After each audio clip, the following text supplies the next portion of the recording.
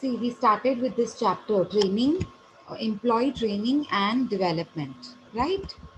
We had done training importance, needs, and I mean training. What do you mean by training? What is the definition by Edwin Flippo? And then a few points of importance. You can say advantages of training. Okay. Now we have also done. I think we have done this point also. Importance of training in insurance company. Yes. Next is training needs and objectives. That means what is the need and objective of doing training, of giving training to new employees. So वो भी हमने need and objectives भी हमने पूरे किए थे. There were 5 to 6, I think. Okay, 5.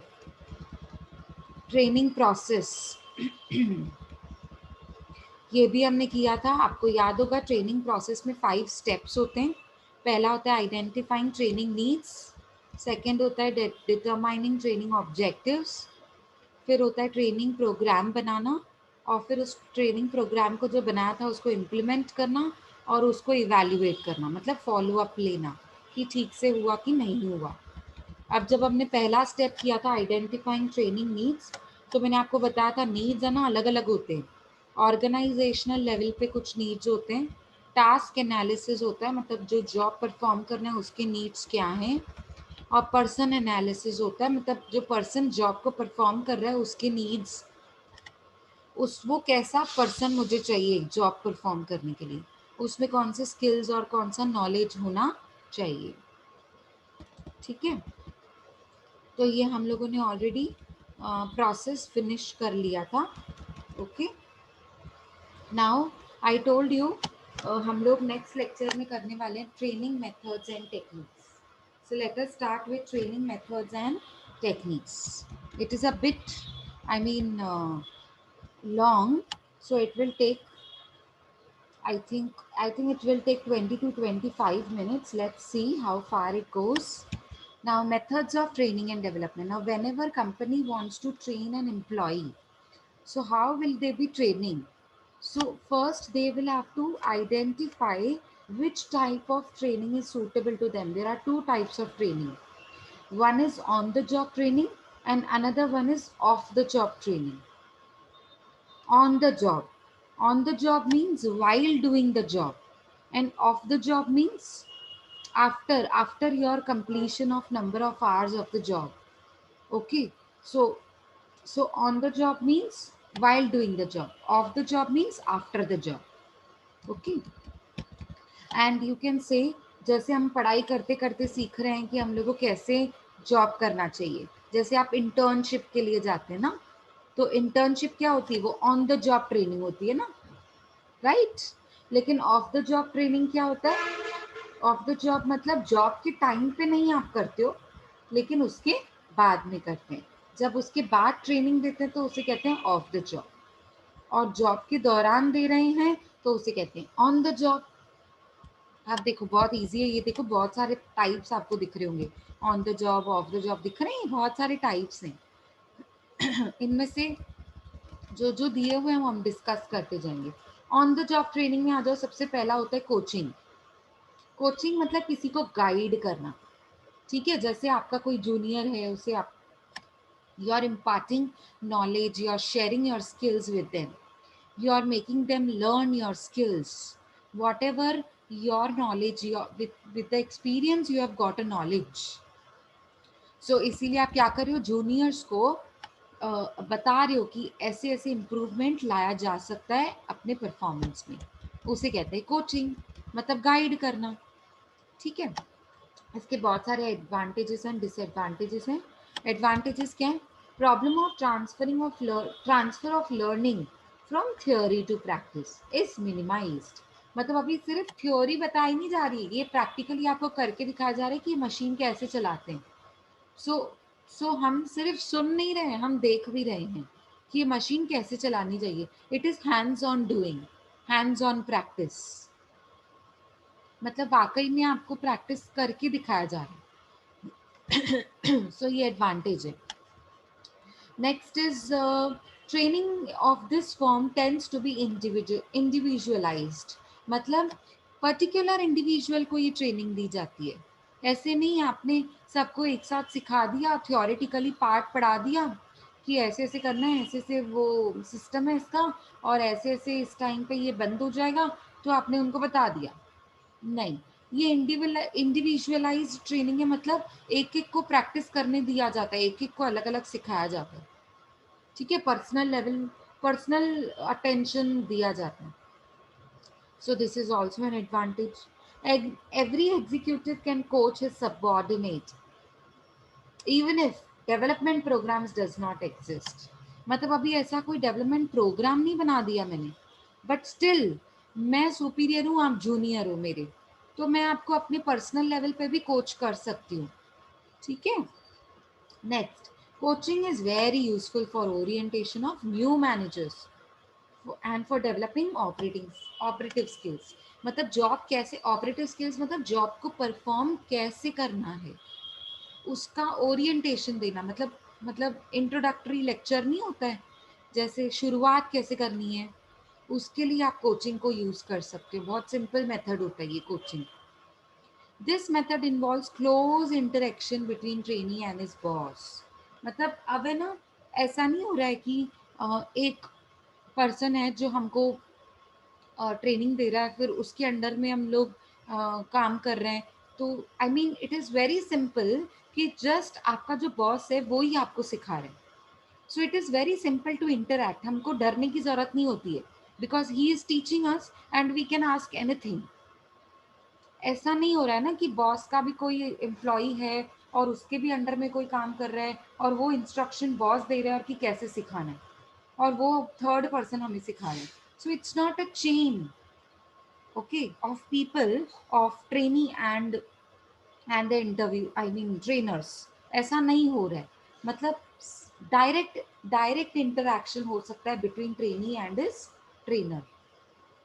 ठीक है, मतलब जो आपको सिखा रहा है आप उसे डायरेक्ट कांटेक्ट कर सकते हो फॉर एनी डाउट्स। ठीक है, अगर कुछ नहीं भी समझ में आए तो आप उनसे डायरेक्ट पूछ सकते हैं। नेक्स्ट, अभी ना कुछ ड्रॉप, अभी every coin has a two sides, right? Because every coin has two sides, so as this, जो भी आप मेथड पढ़ोगे ना उसमें एडवांटेजेस भी मिलेंगे, डिसएडवांटेजेस भी मिलेंगे। तो कुछ डिसएडवांटेजेस भी हैं, जैसे superior may be a good manager but वो शायद गुड टीचर नहीं हो सकता। वो मैनेजर तो अच्छा है, बट वो जब सिखाने की बात आती है ना, गाइड करने की बात आती है, तो उसे समझाने नहीं आता है। कभी कभी देखो, किसी में एग्जाम्पल ले लो, कोई ऐसा पर्सन है जिसमें कम्युनिकेशन स्किल्स तो अच्छे हैं बहुत, बट अगर मैंने उनको कंप्यूटर हाथ में थमा दिया और मैंने कह दिया कि ये 2 दिन में आप सीख के ये पूरा कर लो, ये जो एक्सेल शीट है इसे पूरा करके दो, नो, नॉट पॉसिबल। मैं कंप्यूटर में गुड नहीं हूँ, लेकिन आई एम गुड एट कम्युनिकेशन। कभी कभी ऐसा भी हो सकता है। कभी कभी मैं कम्युनिकेशन कंप्यूटर स्किल्स में अच्छी हूँ, लेकिन लीडरशिप में नहीं, मतलब मैं आके किसी को लीड नहीं कर सकती। समझ आ रहा है, किसी को सिखा नहीं सकती। अब as a teacher I am good as a teacher, मतलब I am good at teaching subjects, but when it comes to teaching dance, then maybe I'm not so good as I'm teaching my subjects. समझ में आ रहा है? तो मतलब आप समझो क्या बोलने की कर रहे हैं यहाँ पे, कि जिस मैनेजर को मैंने बोल दिया कि आप अपने सबॉर्डिनेट्स को गाइड करो कि काम कैसे करना है, तो मुझे थोड़ा डिफिकल्टी हो सकती है, क्योंकि मुझे समझाना नहीं आता, गाइड करने नहीं आता। हाँ, लेकिन मैनेज मैं खुद से कर लूंगा, that way. So trainer, next is trainee learns the customary practices and managerial styles followed in the organization. अभी जो ट्रेनी है वो तो सिर्फ वो ही प्रैक्टिसेस, वो ही स्टाइल सीख रहा है जो हमारी ऑर्गेनाइजेशन में फॉलो हो रही है, बाकी तो नहीं सीख पा रहा है। ठीक है, नेक्स्ट, कोच में ऑल्सो सॉरी, कोच में not have sufficient time to guide the trainee, क्योंकि उसकी डेली एक्टिविटीज ही बहुत ज़्यादा होती हैं। तो वो, मतलब ऐसा भी हो सकता है कि वो इग्नोर कर ले कभी कभी गाइड करना, वो खुद अजम्पशन लगा लेगा कि अब तो ये सीख गए हैं, अब तो ये खुद ही जॉब परफॉर्म कर लेंगे अच्छे से, ठीक है, पर कभी कभी ऐसा नहीं होता है। So you need to train your employees maybe for 2 months, maybe for 6 months, ठीक है। जैसे सॉफ्टवेयर के ऊपर काम करना है तो 6 months लग जाते हैं ट्रेनिंग देने में, ठीक है। बहुत बड़ा सॉफ्टवेयर है तो उसको ट्रेनिंग देने में 6 months भी लग सकते हैं। लेकिन एक छोटा अकाउंटिंग का काम है और रिकॉर्ड्स मेंटेन करने का काम है और जीएसटी बिलिंग करने का काम है, तो लाइक 1.5 month 2 months इनफ है ना। तो उतना सफिशिएंट टाइम भी तो होना चाहिए ट्रेनर के पास, मतलब मैनेजर्स के पास, कि अपने सबॉर्डिनेट्स को वो गाइड करें। तो उतना टाइम ही नहीं होता उनके पास, ठीक है। तो कोचिंग कभी कभी फेल भी हो जाती है। तो नेक्स्ट आता है हमारा job rotation. So first is coaching. ये क्या पढ़ रहे हैं हम, कौन से मेथड्स पढ़ रहे हैं, कौन सा पहला मेथड क्या होता है, which is the first method of training.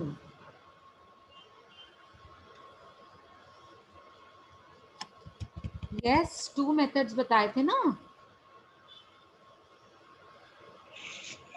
On the job training, of the job training. Very good. तो हम अभी जो पढ़ रहे हैं कोचिंग, जॉब रोटेशन, ये सब कुछ पढ़ रहे हैं, वो कौन से मेथड्स हैं। On the job training. Very good, on the job. मतलब जॉब करते करते आप सीख रहे हैं कि जॉब कैसे करना है। तो कोचिंग भी तो ऐसे ही होता है। जब आप जॉब करने आए हैं, जब जब जॉब पे हैं आप, तभी तो आपको सीखने को मिल रहा है, तभी तो मैनेजर आपको गाइड कर रहा है, ठीक है। Job rotation. अब जॉब रोट नाम से ही समझ आ रहा है, एक पोजीशन से दूसरे पोजीशन पे आपको शिफ्ट कर दिया गया, शिफ्टिंग, ट्रांसफर कर दिया गया। आप पहले एक पोजीशन पे थे, अब आपको दूसरी पोजीशन पे डाल दिया गया। तो आपको पहले एक तरीके की स्किल्स चाहिए थे, अब आपको दूसरे तरीके की स्किल्स चाहिए, ठीक है। ओके। तो एक पोस्ट से निकल के जब आप दूसरे पोस्ट में जाते हो तो कुछ तो जॉब की रिस्पॉन्सिबिलिटीज चेंज होती है ना। सो इसीलिए न्यू रिस्पॉन्सिबिलिटीज को सीखने के लिए न्यू स्किल्स चाहिए होते हैं। तो अपने आप न्यू स्किल्स को सीख जाते हैं जब जॉब रोटेशन होते हैं। मतलब जब जॉब चेंज होता है, आपका ट्रांसफर होता है, एक पोजीशन से दूसरे पोजीशन पे जाते हैं, तो न्यू रिस्पॉन्सिबिलिटीज आ जाती हैं, नए लोगों के साथ काम करना है, पुराने लोग छूट गए पीछे, ठीक है। नया शेड्यूल बन जाता है आपका, नया टाइम, है ना। तो सारी चीज़ों को एडजस्ट करने के लिए आपको न्यू स्किल्स चाहिए थी। पहले पुराने लोगों के साथ में कैसे इंटरेक्ट कर रही थी, अब नए लोगों के साथ कैसे इंटरेक्ट करना है, इंटरपर्सनल स्किल्स आ गई ना, इंटरपर्सनल स्किल्स रोल में, ठीक है। तो सोशल स्किल्स, ठीक है। तो ये सारे स्किल्स आपको जॉब रोटेशन में सीखने को मिलते हैं, ओके। अब इसके कुछ एडवांटेजेस हैं। Reduces monotony. मोनोटोनी क्या मतलब क्या होता है, आप एक ही जॉब सालों साल करते जा रहे हैं। अब एक ही क्लास में पढ़ाऊँ सालों साल, एक ही स्टूडेंट जो फेल होता जा रहा है, मैं पढ़ाती जाऊँ उसे, मैं बोर नहीं हो जाऊंगी, मैं छोड़ नहीं दूंगी उसको पढ़ाना, मतलब अपना जॉब एफिशिएंटली करना छोड़ दूंगी।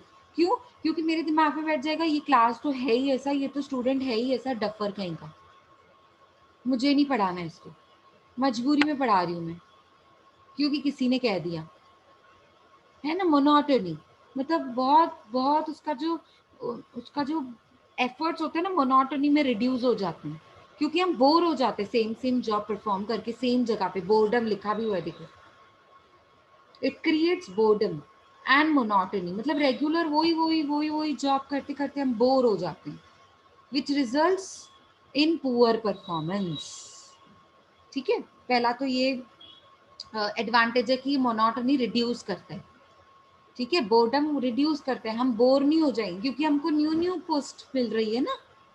तो हमारा एडवांटेज क्या है इसमें, कि हम बोर नहीं होंगे उस जॉब से। तो हम नए नए स्किल्स को सीख कर नया नया जॉब कैसे परफॉर्म करते हैं, हम न्यू न्यू जॉब कैसे एंथुसियाज्म से परफॉर्म करते हैं। So that kind of advantage, ठीक है। Next, greater coordination. कोऑर्डिनेशन हमको अच्छा मिलता है, जैसे मैनेजर्स ने अगर अगर इंटर पर्सनल रिलेशनशिप्स लोगों के साथ अच्छे रखे तो उनको लोगों का कोऑपरेशन, लोगों का कोऑर्डिनेशन, डिपार्टमेंट का कोऑपरेशन अच्छे से मिलता है. So that is also an advantage. Specialist to generalist. अब आप जनरल काम नहीं कर रहे हो, स्पेशलिस्ट बन जाओगे. अब आप हायर पोजीशन पे आकर एक वही रेगुलर रेगुलर काम नहीं कर रहे हो आप. ठीक है, पढ़ाते पढ़ाते आप इतने एक्सपर्ट हो गए उस सब्जेक्ट में भी, अब आपको उस सब्जेक्ट का स्पेशलिस्ट बना दिया गया. जैसे अब जैसे एग्जांपल ले लो, मैं सालों से टैक्स पढ़ा रही हूँ, जीएसटी पढ़ाती हूँ मैं. तो अब मैं पढ़ाते पढ़ाते इतनी एक्सपर्ट हो गई कि अब मुझे हर क्लास में जीएसटी मिल रहा है पढ़ाने को, तो मैं स्पेशलिस्ट हो गई ना. ठीक है, समझ आ रहा है मैं क्या एग्जाम्पल दे रही हूँ. Next is flexibility. मतलब हम अपने अपने काम, अपने रूटीन को फ्लेक्सिबल बना सकते हैं, शेड्यूल अपना चेंज भी कर सकते हैं. ठीक है, अपने अपने जो जो हमारे साथ चेंजेस हो रही हैं काम में, उसके साथ हम एडजस्ट कर सकते हैं अपने शेड्यूल को. सो that is flexibility. New information को हम गेन कर सकते हैं, न्यू जॉब को कैसे परफॉर्म करना है उसके लिए new skills, new circumstances, new colleagues के साथ कैसे काम करना. ठीक है, तो ये सब भी तो हमारे अंदर स्किल्स आ जाते हैं ना. Equality and respect. हम सबकी रिस्पेक्ट करना सीख जाते हैं. क्यों? क्योंकि मैं हर डिपार्टमेंट में काम कर चुकी हूँ अभी. सो बिकॉज जॉब रोटेशन हो रही है ना, सो मैं अलग अलग डिपार्टमेंट्स में काम कर चुकी हूँ, तो मैं सबको जानने लगी हूँ अभी. सब मेरी पहचान में है. ठीक है, so because everybody is known to me and I know everyone. So क्या हो जाता है, एक दूसरे के लिए रिस्पेक्ट डेवलप हो जाती है. Because I know how somebody is, ये डिपार्टमेंट कैसे काम करता है, ये डिपार्टमेंट कैसे काम करता है, मुझे उसके बारे में जानकारी है. So I will treat everybody as equal. ठीक है. Increased motivation.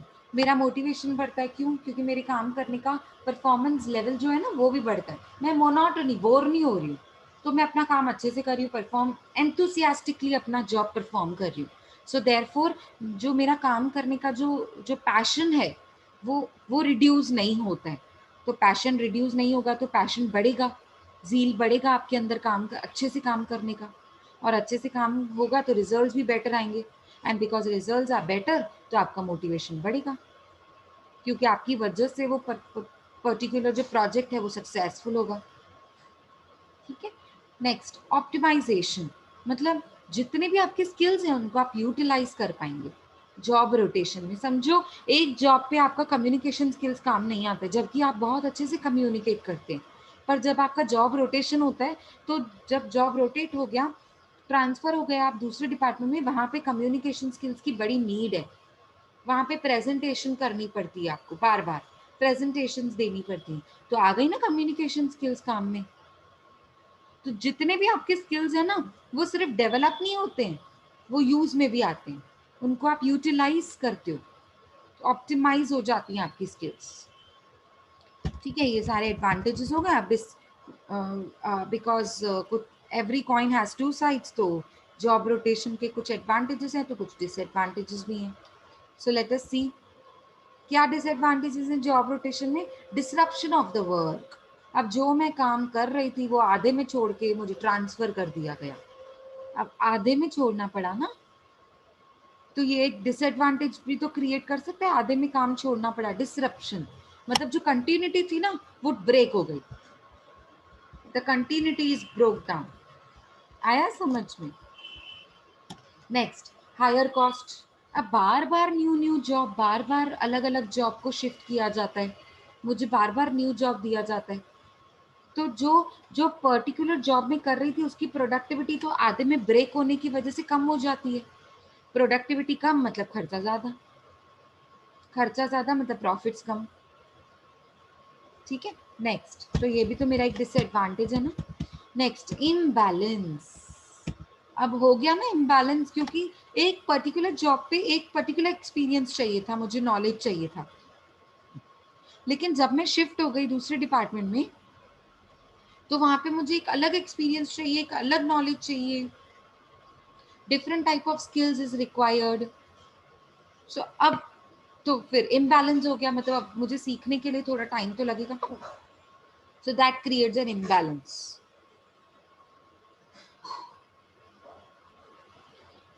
Okay, next is insecurity. Insecurity भी हो जाती है जॉब से ट्रांसफर होने पे। हाँ, बिकॉज सपोज मैं अभी एक पोस्ट पे आ गई, अब मेरे अंडर कुछ काम कर रहे हैं लोग, अब मेरा उनके साथ बन गया ना, वो रेपो बन जाता है, रिपोर्ट।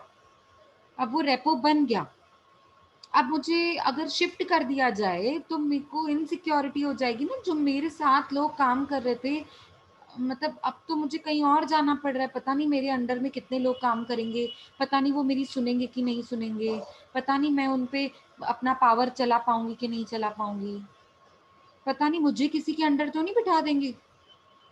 यहाँ पे तो मेरे लोग अंडर में काम कर रहे थे।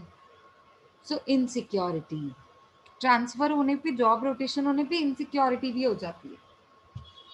डीमोटिवेशन, तो मेरे स्किल्स, मेरा जो मैं अपने नॉलेज को यूज कर रही थी, एक्सपीरियंस को एक पर्टिकुलर एरिया में, स्पेशलाइजेशन में, अब वो मुझे क्योंकि ट्रांसफर कर दिया गया, आप समझो मैं पढ़ाती हूँ टैक्स, मुझे दे दिया कोई मार्केटिंग का सब्जेक्ट, है ना, जो मुझे ठीक से नहीं आता, एग्जाम्पल दे रही हूँ, although I can teach that subject too, but I am just giving you an example. So suppose कोई एक मार्केटिंग का टीचर है, उसे टैक्स दे दिया पढ़ाने को, जीएसटी बोल दिया पढ़ाने को, पढ़ा पाएगा नहीं, तो हो गया ना डीमोटिवेशन की, कैसा जॉब मुझे दे दिया जिसमें मुझे इंटरेस्ट ही नहीं है। ठीक है, ऐसी कोई एरिया ऑफ स्पेशलाइजेशन आपको छोड़नी पड़ रही है मजबूरी में, कोई और जॉब ही नहीं करना पड़ रहा है, सो आप डीमोटिवेट हो जाते हो एंड परफॉर्म उतना अच्छे से आप नहीं कर पाते।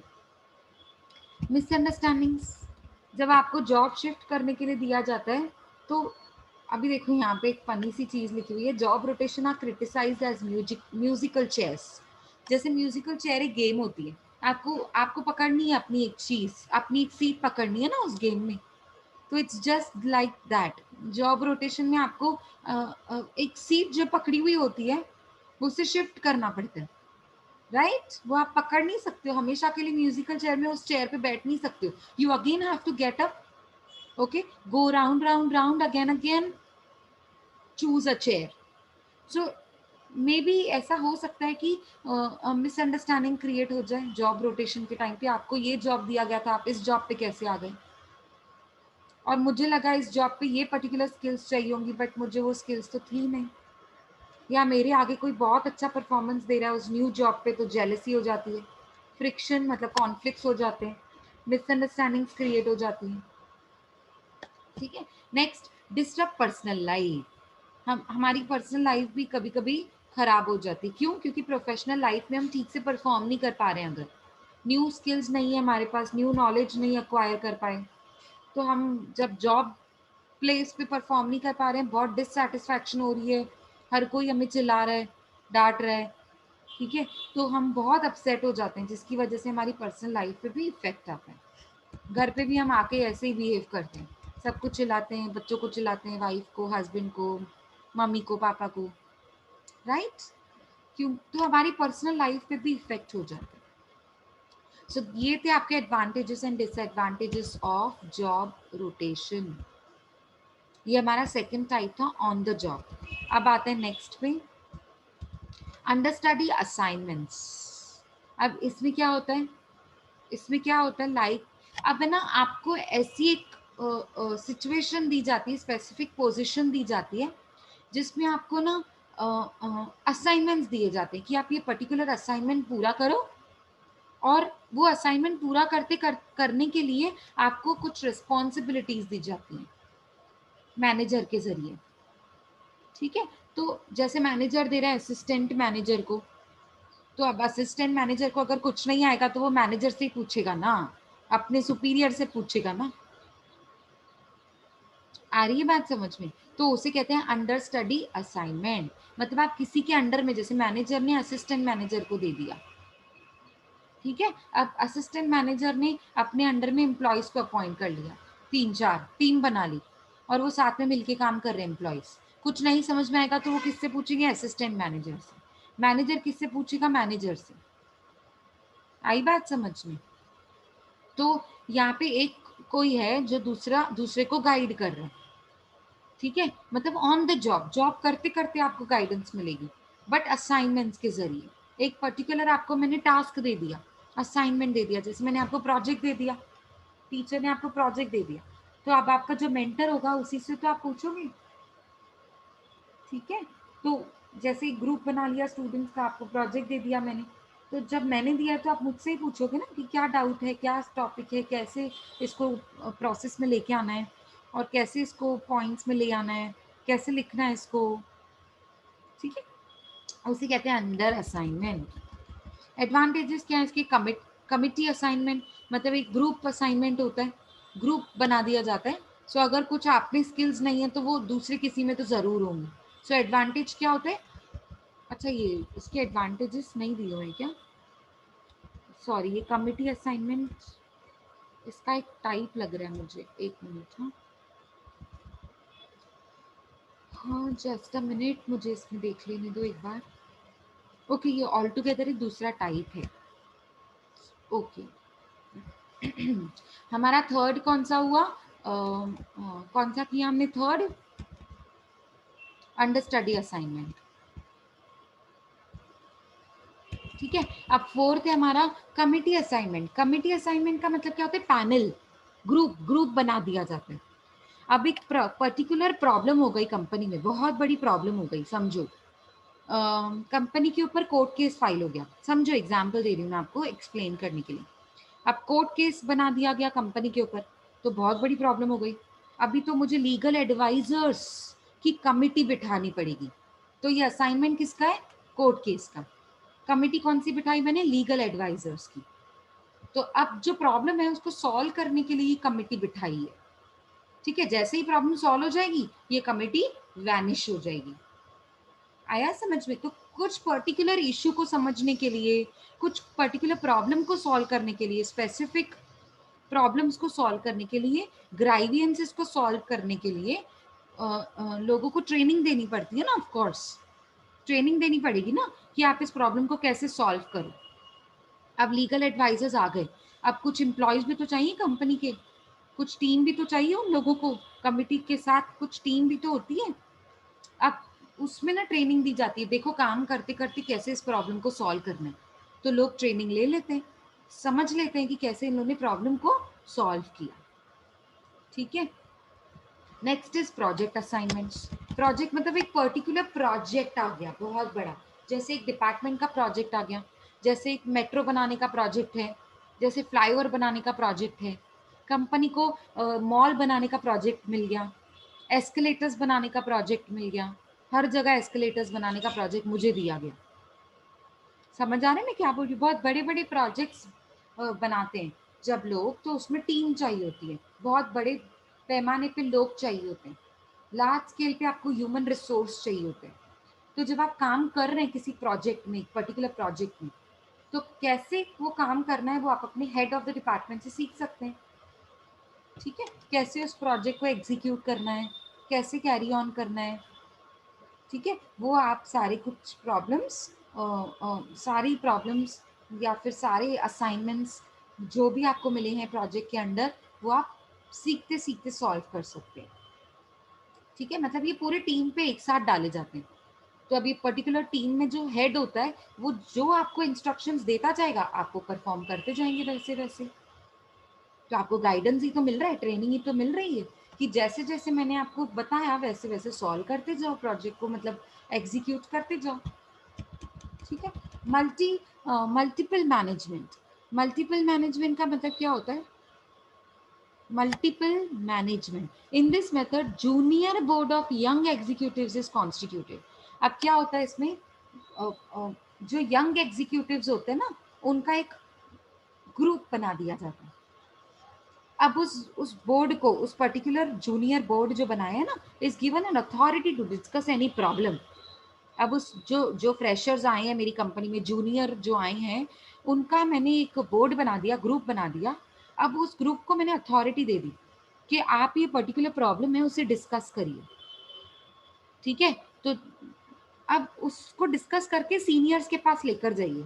अब सीनियर्स आपको बताएंगे कि इसमें क्या मिस्टेक है, आपने क्या प्रॉब्लम को कैसे सॉल्व किया और कैसे नहीं करना चाहिए और कैसे करना चाहिए। मिल गई ना ट्रेनिंग, ठीक है। मैंने स्टूडेंट्स का ग्रुप बना दिया, मैंने कहा ये टॉपिक है पर्टिकुलर, इस पर डिस्कशन करो, रोल प्ले करना है आपको।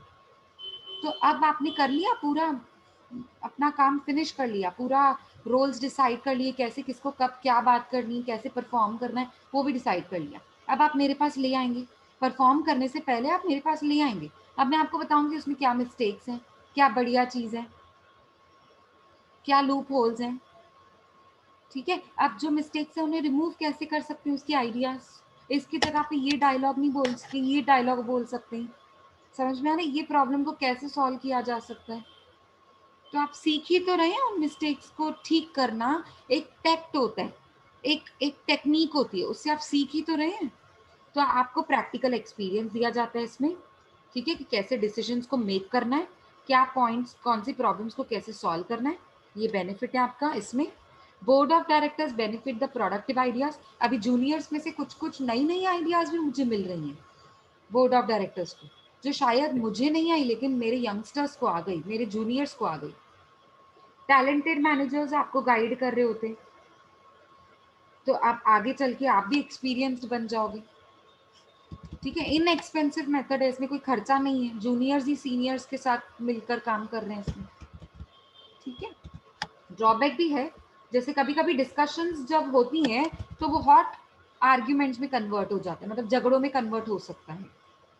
कोई कोई यंग पार्टिसिपेंट्स हैं जो जो इतने कमिटेड नहीं होंगे, तो वो पार्टिसिपेट भी नहीं करेंगे, चुप बैठे रहेंगे, कोई डिस्कशन करेंगे ही नहीं, क्योंकि बाकी के लोग तो कर ही रहे हैं ना, तो मेरे बोलने की क्या जरूरत है, चुप बैठे रहेंगे। एक्टिव पार्टिसिपेशन में भी पॉसिबल ना हो कुछ कुछ पार्टिसिपेंट्स को, तो ये कुछ ड्रॉबैक्स भी दिए हुए हैं। यस, समझ में आ रहा है सबको? Am I going fast?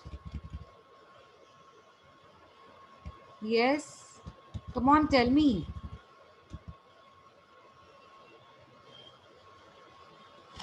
No, पक्का? ठीक है, चलो। Yes, ma'am. Okay, so less than 1 minute is pending for our lecture. Let's take 5 minutes break and then we will continue with next of the job training. But before that, we have a one method which is left for on the job training, that is team training. Team training करके फिर हम off the job करेंगे. Is that okay? Okay, ma'am. Yeah. So after 5 minutes, we will meet for another lecture.